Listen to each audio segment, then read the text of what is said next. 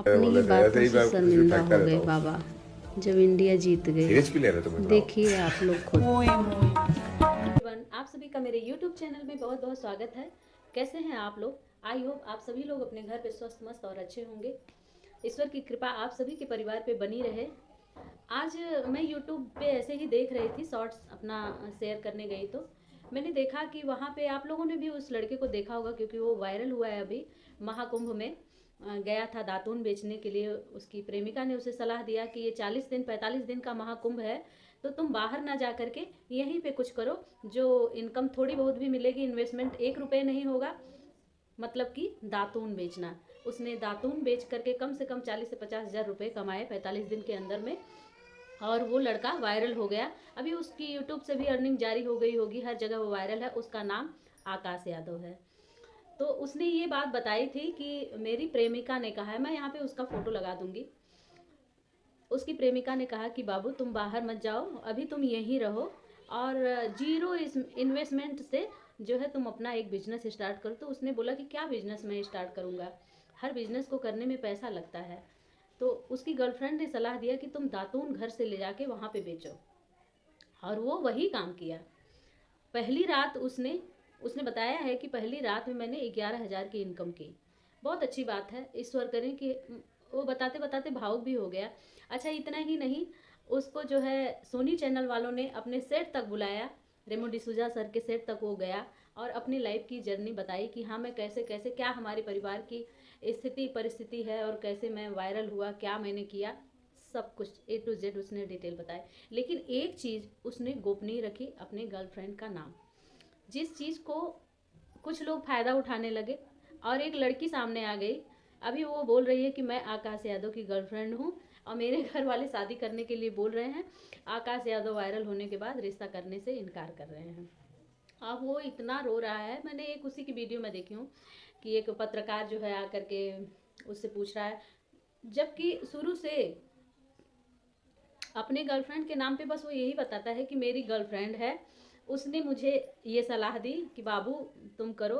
तो मुझे बहुत खुशी हुई, मैंने उसको ड्रेस भी दिलवाया, अपने माँ के लिए साड़ी दिलवाई, सारा कुछ बताया, लेकिन नाम और एड्रेस नहीं रिवील किया। उसने कहा कि जब मुझे शादी करनी होगी तभी मैं इस चीज़ को रिवील करूँगा, वरना वो किसी के घर की इज्जत है, मैं किसी के घर की इज्जत को बदनाम नहीं कर सकता। उसने यही बोला। अब उस चीज़ को कोई फ़ायदा उठा रहा है, कोई बोला है कि नहीं वो तो अब कल कल की मैंने एक वीडियो में देखा कि वो बहुत रो रहा है, बहुत रो रहा था।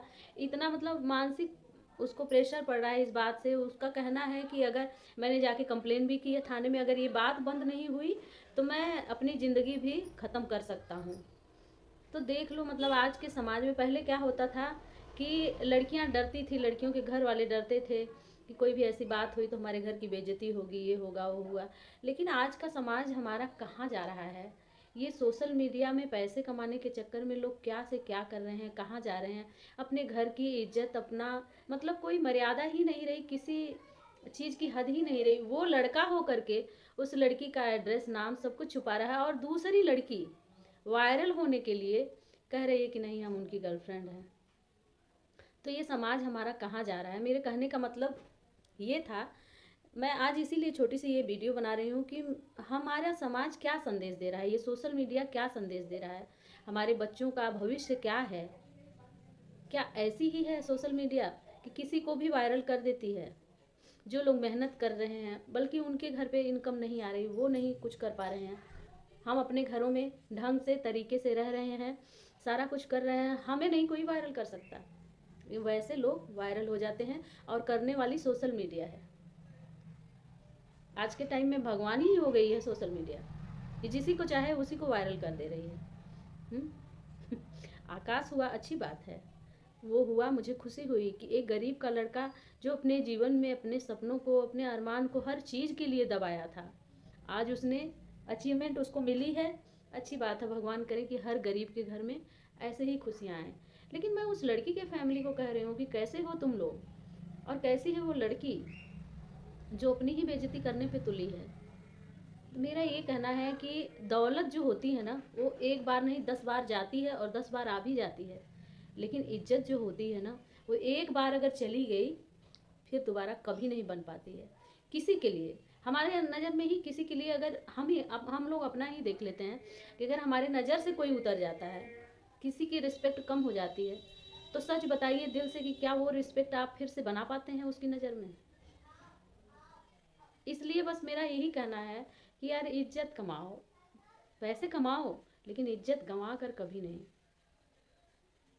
मैं लाइफ में अपने वायरल हूँ ना हूँ, आई डोंट केयर, लेकिन इस तरीके की चीज़ें मुझे बिल्कुल पसंद नहीं है, ना ही मैं ऐसा समाज को कोई संदेश दे सकती हूँ।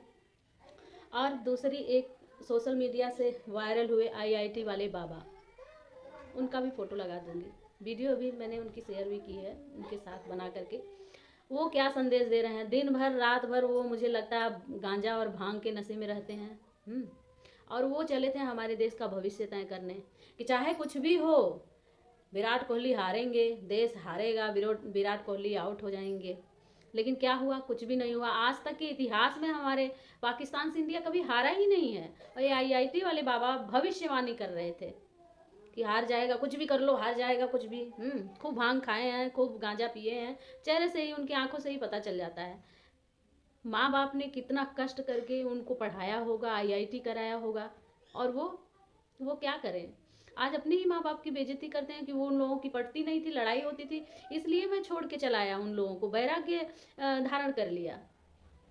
मेरे कहने का मतलब है किस घर में नहीं लड़ाइयाँ होती हैं, लेकिन माँ बाप ने तुम्हें तो अच्छी शिक्षा दी थी, विदेश तक तुमको भेजा था। और तुमने क्या किया? तुमने उनको पूरे संसार वालों के सामने जलील कर दिया कि वो लोग तो लड़ाई करते थे, इसलिए मैं आईआईटी छोड़ के, जॉब छोड़ के मैं साधु बन गया, संन्यास धारण कर लिया। अरे तुम नशेड़ी हो, नशे से बाहर आओ, दुनिया बहुत हसीन है। ऐसे बाबाओं को 4 जूता मार करके भगा देना चाहिए, जो लोग इतने पागल हो जाते हैं। तो ऐसे लोग हमारे देश का भविष्य तय करने चले थे। अभी जब इंडिया जीत गई है अच्छे रन से, तो क्या करें? अरे मैं तो ऐसे ही कुछ बोलता रहता हूँ, आप लोग तो एकदम सीरियस ले लेते हो। यार सीरियस मत लो मेरी बात को। खिसियानी बिल्ली खंभा नोचे, हमारे गांव में एक कहावत थी। तो खिसिया गए, अब अपनी औकात समझ में आ गई उनको। तो ऐसे लोगों को सोशल मीडिया ने 4 रत्न, अभी मोनालिसा है वो हीरोइन बन रही हैं, ऐसे 4 रत्न हमारे देश वालों ने, मीडिया वालों ने, हमारे मीडिया कर्मियों ने उजागर किया अमृत मंथन में, कुंभ में जा कर के। और ये लोग ये खेला कर रहे हैं। खैर आकाश की तो कोई गलती नहीं है, वो सही है, लेकिन ये आईआईटी वाले बाबा जो हैं को 4 थप्पड़ मार के भगा देना चाहिए आश्रम से भी। ये कहीं बैठ के पागलों की तरह गांजा पीते पीते मर जाएंगे, इनकी यही क्षमता है। खैर क्या कर सकते हैं, सोशल मीडिया का ज़माना है, ऐसे ही लोगों को सपोर्ट करती है, तो क्या ही कर सकते हैं। बस मेरा यही संदेश है आज के समाज से कि इन सब चीज़ों से बाहर निकलिए आप लोग, और अपने ऊपर काम करते रहिए। बाकी अगर किसी को मेरी बात से दुख हुआ हो या बुरा लगा हो मेरी बात, तो सॉरी, बट मेरे मन में ये बात आई कि मैं बोलूं, क्योंकि मैं भी इस समाज का एक हिस्सा हूँ। मुझे भी बोलने का अधिकार है, अपनी बात रखने का अधिकार है। सो मैंने कहा ये ब्लॉग मैं आज का यहीं पे ख़त्म करती हूँ। आई होप आप सभी लोगों को मेरी बात अच्छी लगे, समझ में आए। जिनको नहीं समझ में आई हो उनके लिए कुछ भी नहीं कर सकते, सॉरी। ये ब्लॉग मैं यहीं पे ख़त्म करती हूँ। Thank you, bye bye.